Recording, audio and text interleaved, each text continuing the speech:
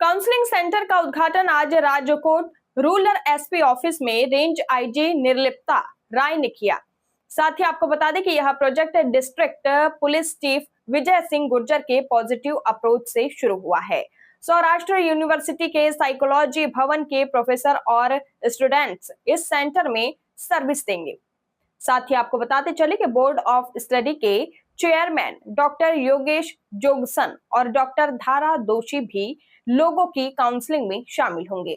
यहाँ राजकोट जिले के वीरपुर, जेतपुर, धोराजी, उपलेटा, गोंडल, जसदन और दूसरी पंचायतों के पीड़ितों की काउंसलिंग की जाएगी।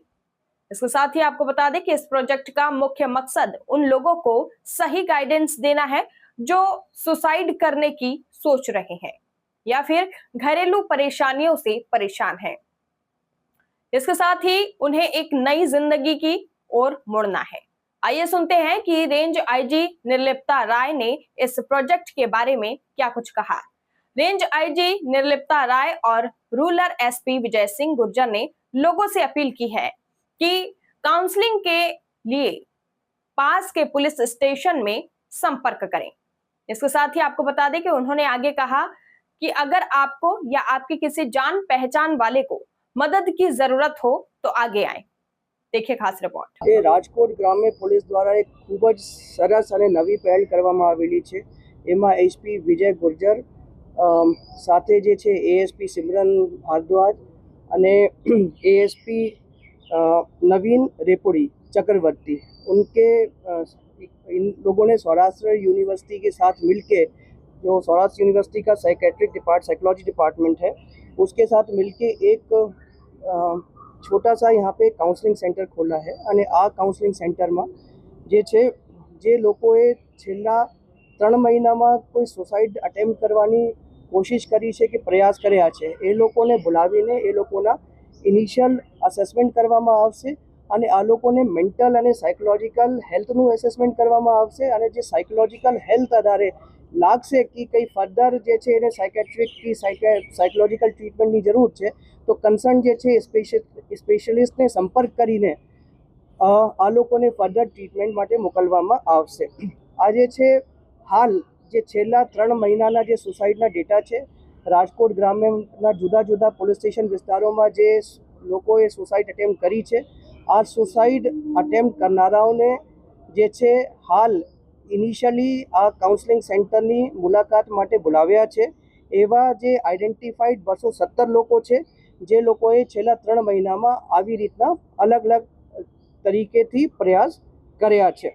અને સૌરાષ્ટ્ર યુનિવર્સિટીના જે હેડ ઓફ ધ ડિપાર્ટમેન્ટ છે સાયકોલોજી ડિપાર્ટમેન્ટના અને સાથે જે છે એના પ્રોફેસર્સની ટીમ છે અને જે છે એના લોકોના યંગ જે રિસર્ચ સ્કોલર છે એ લોકો પોલીસ સાથે મળીને જે છે આ પ્રયાસમાં ભાગીદાર બનશે અને આ જે 217 જે ઇનિશિયલ ટાર્ગેટ ગ્રુપ છે આ લોકોને પાસે અલગ અલગ જે પ્રશ્નાવલી જે ક્વેશ્ચનર છે આ ભરાવશે અને ક્વેશ્ચનર ભરાવીને આ લોકોને કયા લોકોના એન્ઝાઇટી અને અન્ય જે પેરામીટર્સ છે એના અનુસાર અસેસમેન્ટ કરશે અને અસેસમેન્ટના અંતે જે છે એને કન્સર્ન્ડ જે છે જે સાયકોલોજીકલ હેલ્પની જરૂરિયાત છે એ લોકોને એ હેલ્પ પ્રદાન કરશે અને આ લોકોને મોટિવેટ કરશે કે ફરી વખત જે છે આવા જે પગલાં છે એ આ લોકો નહીં ભરે, એવી રીતના મોટિવેશન એ આપશે। હાલ જે છે આ જે પ્રોજેક્ટ છે આ પ્રોજેક્ટનું નામ જે છે પ્રેરણા એટલે promoting resilience and emotional recovery through network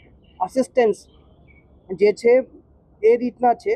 અને જે છે આ પ્રેરણા પ્રોજેક્ટ હેઠળ જે ફર્સ્ટ ફેઝ છે એ જે સાયકોલોજીકલ અસેસમેન્ટ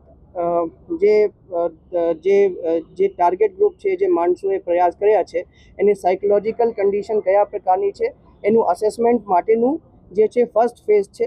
અને પછી જે છે આ ફ્યુચરમાં જે છે આ જે છે આગળ જે છે એ લોકોને ફર્ધર સાયકોલોજીકલ અન્ડરસ્ટેન્ડિંગ માટે મોકલશે।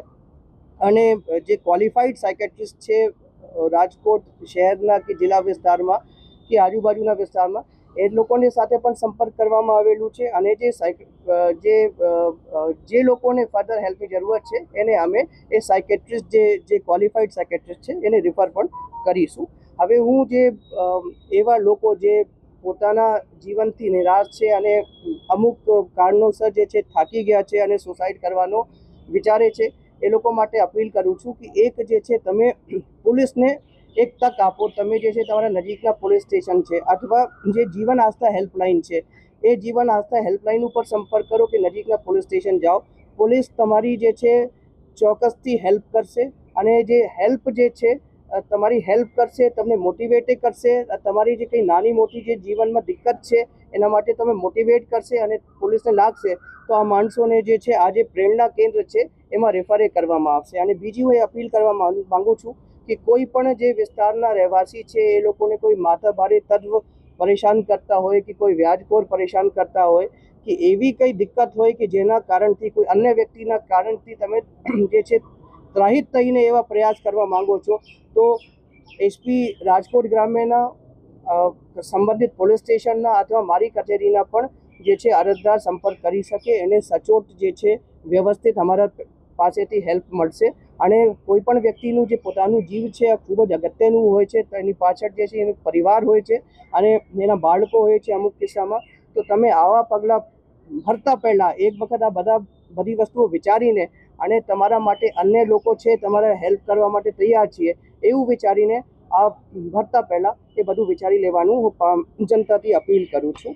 અને હું ફરી વખત જે છે આ એસપી રાજકોટ રૂરલને અને જે સૌરાષ્ટ્ર યુનિવર્સિટીના જે સાયકોલોજી ડિપાર્ટમેન્ટ છે એ લોકોના પ્રોફેસર અને જે યંગ જે રિસર્ચ સ્કોલર છે એને કોંગ્રેચ્યુલેટ કરું છું અને બધાઈ આપું છું કે આ લોકોએ એવું જે છે જીવન આસ્થા સાથે મળીને આવી પહેલ અને આવા જે છે લોકો માટે એક કાઉન્સલિંગની જે પહેલ કરી છે એના માટે એ લોકોને શુભેચ્છાએ આપું છું. Thank you. પ્રેરણા જે છે આવી રીતની જે છે પહેલ જે છે આ રાજકોટ ગ્રામ્ય એસપી દ્વારા કરવામાં આવેલી છે.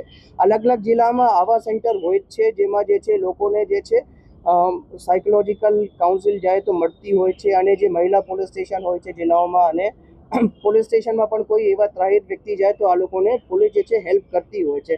પણ એ જે સ્ટ્રક્ચર્ડ તરીકે જેમાં જે છે કન્સર્ન જે સ્પેશિયલિસ્ટ છે એ લોકોને ઇન્વોલ્વ કર્યા છે તો એ રીતે જે છે આવી ફેસિલિટી જે છે રાજકોટ રૂરલ એસપીએ ક્રિએટ કરી છે. કદાચ અન્ય જગ્યાએ થતું હોય લેકિન જે છે આ રાજકોટ ગ્રામ્યમાં પહેલી વખત થયું છે.